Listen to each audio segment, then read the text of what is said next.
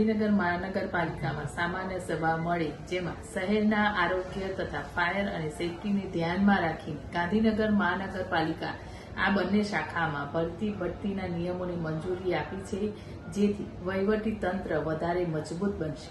Fire and emergency services વિભાગના મહેકમના માળખામાં સુધારો તેમજ ફૂડ સેફટી શાખાનું નવું મહેકમ માળખાને મંજૂરી આપવામાં આવી છે। ગાંધીનગર મહાનગરપાલિકા ફાયરમેન કમ ડ્રાઈવર વર્ગ 3ના સંવર્ગના માટે શારીરિક ક્ષમતા કસોટી નિયત કરવા અંગેની મંજૂરી આપવામાં આવી છે। નમસ્કાર।